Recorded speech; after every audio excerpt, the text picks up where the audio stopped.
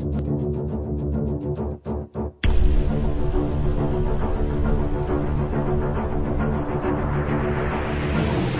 اللہ الرحمن الرحیم۔ السلام علیکم ناظرین، تاریخ کی دنیا میں خوش آمدید۔ مجھے ڈاکٹر علی کہتے ہیں اور آج تاریخ کے جھروکوں سے ہم ایک انگریز فوجی آفیسر کے اس واقعے کا تذکرہ کریں گے کہ جس نے کہا تھا کہ میں جب مر جاؤں تو میری راکھ کو لندن میں نہیں بلکہ پاکستان کے سمندر میں بہا دینا۔ آخر یہ انگریز پاکستان سے اتنی محبت کیوں کرتا تھا؟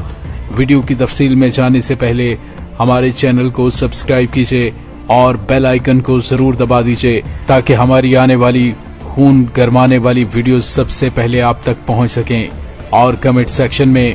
پاک فوج زندہ باد کا نعرہ کمنٹ ضرور کیجئے گا۔ ناظرین، یہ وصیت کے الفاظ ہیں کہ مرنے کے بعد مجھے یہاں لندن میں دفن کرنے کی بجائے میری راکھ کو پاکستان لے جا کر گہرے سمندروں میں بہا دیا جائے۔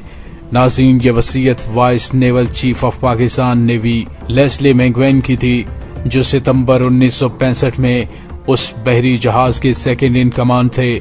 جس نے دفاع وطن کے لیے 8 ستمبر کو بھارت کے غرور دوارکا کو تہس نہس کر کے رکھ دیا تھا۔ 1995 میں وائس نیول چیف لیسلی کے انتقال پر ان کی آخری وصیت کا احترام کرتے ہوئے ان کی وفات کے بعد ان کے جسد خاکی کو نذر آتش کرنے کے بعد ان کی راکھ کو پاکستان لا کر پاکستانی بحریہ کے شپ عالمگیر پر رکھا گیا، جس کی وہ اپنی نیول سروس میں کمانڈ کر چکے تھے۔ بحری جنگی جہاز پر ایک سینئر پادری کو خصوصی طور پر مدعو کیا گیا، جہاں عیسائی رسم و رواج کے مطابق ان کی آخری مذہبی رسومات ادا کرنے کے بعد پورے نیول اعزاز کے ساتھ اس کی راکھ کو پاکستانی سمندر کے گہرے پانیوں کے سپرد کر دیا گیا۔ ناظرین، جنگ ستمبر کے حوالے سے گزشتہ دنوں ٹیلی ویژن پر جس نے بھی سنا وہ حیران رہ گیا کہ پاکستان ایئر فورس کے C-130 جیسے کیریج جہازوں کو جنگ ستمبر میں بھارت کے خلاف بطور بمبار طیاروں کے استعمال کیا گیا۔ ناظرین، یہ وہ حقیقت ہے کہ دوران جنگ اور اس کے بعد دنیا بھر کے دفاعی ماہرین بھارت جیسے طاقتور دشمن کی ایئر فورس اور بڑی فوج کا کچومر نکالنے کے لیے جدید اور انتہائی پھرتیلے قسم کے جنگی جہازوں کی کمی کی وجہ سے C-130 کے استعمال پر ششتر رہ گئے۔ ناظرین، C-130 کے ذریعے پاک ایئر فورس کے فائٹر پائلٹس نے اپنی جانیں ہتھیلی پر رکھ کر دشمن کی دفاعی نوعیت کی اہم تنصیبات کو تباہ کر دیا۔ مذہبی رواداری اور دفاع وطن کے لیے اس میں بسنے والی تمام تر قومیتوں اور مذہب کے ماننے والوں کو ایک دوسرے کی عزت اور احترام کی درخواست کرتے ہوئے ناظرین، آج میں نئی نسل کو بتانا چاہتا ہوں کہ C-130 کو بطور بمبار جہاز استعمال کرنے کا یہ اچھوتا آئیڈیا کسی اور نے نہیں بلکہ پاک فضائیہ کے اس وقت کے air marshal Eric Gordon Hall نے پیش کیا تھا، جنہوں نے واگا اور BRB سیکٹر میں بھارت کی پاکستان کی جانب بڑھتی ہوئی ٹڈی دل فوج کو نیست و نابود کرتے ہوئے کیریج جہاز C-130 کے کمالات دکھائے۔ ناظرین، اپنے گرد و پیش دشمن کے زہریلے جھوٹ اور نفرت اور جذبات کو مشتعل کرنے کے لیے پھیلائے جانے والے کسی بھی پراپوگنڈے پر دھیان دینے سے پہلے یہ سوچ لیجئے کہ ان کیریج جہازوں کو دشمن کے خلاف بطور بمبار استعمال کرنے کا پہلا مظاہرہ بھی ایک عیسائی فائٹر پائلٹ نے انجام دیا تھا۔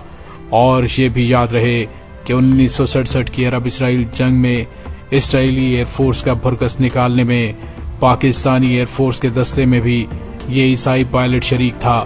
ایرک گورڈن ہال، جس کے نام سے آج کی نسل یقیناً واقف نہیں ہے، اس نے C-130 کو بطور بمبار جہاز استعمال کرنے کے لیے رضاکارانہ طور پر خود کو پیش کرتے ہوئے بھارت کے اندر جا کر انتہائی اہمیت کے حامل کٹھوا پل کو تباہ کیا تھا۔ ایرک گورڈن ہال کے اس مشن کی کامیابی کی اطلاع جیسے ہی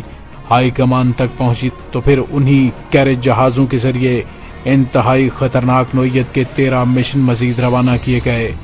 اہل لاہور یاد رکھیں گے کہ ان کے شہر کو بچانے کے لیے BRB کی دوسری طرف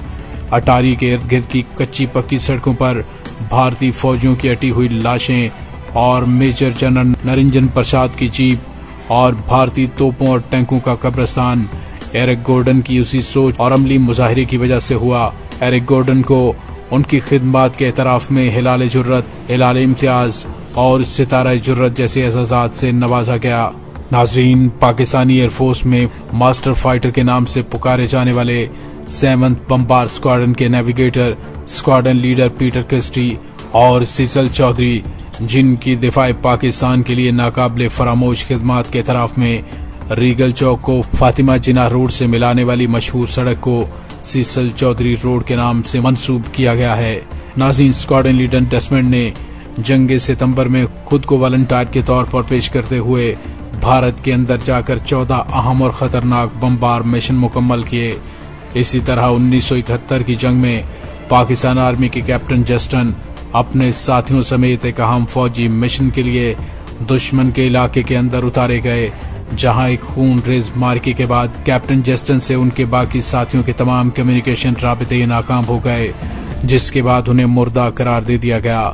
ان کے والدین کو ان کی شہادت کی اطلاع دینے کے لیے GHQ سے 3 آرمی آفیسر کیپٹن جسٹن کے گھر پہنچے، جہاں میڈیا کے چند لوگ بھی موجود تھے، اور اسی دوران ایک رپورٹر نے کیپٹن جسٹن کی والدہ سے ان کے تاثرات پوچھے تو ماں جی کچھ لمحے خاموش رہنے کے بعد کہنے لگی، میں تصور میں دیکھ رہی تھی کہ میرے بیٹے نے پاکستان کی حفاظت کے لیے اپنی جان ایک باوقار سپاہی کے طور پر قربان کی ہوگی۔ دوسرے رپورٹر نے اپنے سامنے کھڑی اس جواں ہمت خاتون کا جواب سن کر سوال کیا کہ آپ کا ایک بیٹا کیپٹن جسٹن مشرقی پاکستان میں وطن کا دفاع کرتے ہوئے شہید ہو چکا ہے، جبکہ آپ کا دوسرا بیٹا میجر جوزف اس وقت بھی مصروف جنگ ہے۔ اس کے باوجود آپ ساتھ کھڑے اپنے تیسرے بیٹے کو فوج میں بھرتی کے لیے بھیج رہی ہیں۔ کیا آپ نہیں چاہیں گی کہ اپنے سب سے چھوٹے بیٹے کو جنگ کے میدان میں بھیجنے کی بجائے اپنے ساتھ رکھیں؟ تو ناظرین، پاکستان کی اس بہادر ماں نے مضبوط آواز میں جواب دیا کہ اگر میرے 10 بیٹے بھی ہوتے تو میں پاکستان پر قربان کرنے سے دریغ نہ کرتی۔ ناظرین، کیپٹن جسٹن اور میجر جوزف کی ماں، پاکستان کی بے مثال ماں، آج اس دنیا میں موجود نہیں، لیکن ان ماؤں کی نسل آج بھی وطن کے مختلف حصوں میں ہمارے درمیان موجود ہیں۔ ایسی ماؤں کا، بہنوں کا، بیٹیوں اور بیٹوں کا تعلق کسی بھی مذہب اور قومیت سے ہو سکتا ہے، لیکن ان کی رگوں میں دوڑنے والا خون دفاع وطن کے لیے ہے۔ ملک کی سرحد پر بہایا جانے والا یہ خون اس وطن کی شادابی برقرار رکھنے کے لیے آج بھی ہمارے وطن کے چپے چپے کو سیراب کر رہا ہے۔ ناظرین، 1947 سے لے کر آج تک پاک فوج کے کم و بیش 58 غیر مسلم سپاہی اور افسران دفاع وطن میں اپنی جانوں کی قربانیاں دے چکے ہیں، اور ہر سپاہی کی شہادت کی الگ الگ داستان ہے کہ کس طرح اس نے دشمن کی صفوں میں گھس کر ان کی آنکھوں میں آنکھیں ڈال کر جام شہادت نوش کیا۔ 2006 میں کیپٹن دانش پہلے ہندو تھے جنہیں پاکستانی فوج میں میجر کے رینک پر ترقی دی گئی۔ اسی طرح میجر ہرچرن سنگھ پہلے سکھ آفیسر ہیں جنہیں 2007 میں پاکستانی فوج میں کمیشن ملا۔ 2001 سے اب تک 22 نان مسلم آفیسرز اور جوانوں نے دہشت گردوں کے خلاف جنگ کرتے ہوئے شہادت کا مرتبہ حاصل کیا۔ جنگ ستمبر میں لیفٹیننٹ کرنل سیاردت نے ایک بٹالین کی کمان کرتے ہوئے بھارت کے خلاف بہادری اور شجاعت کی داستان رقم کی۔ ناظرین، وہ دشمن جس سے جنگ ستمبر میں captain Justin, Leslie Gordon, Cecil Chaudhry جیسے بیٹوں نے کاری ضرب لگا کر شکست فاش دی، وہ پینترا بدل کر اپنے زر خرید لیڈران اور کچھ تنظیموں کے ذریعے پاکستان کی حفاظت کے لیے ایک ساتھ اٹھنے والے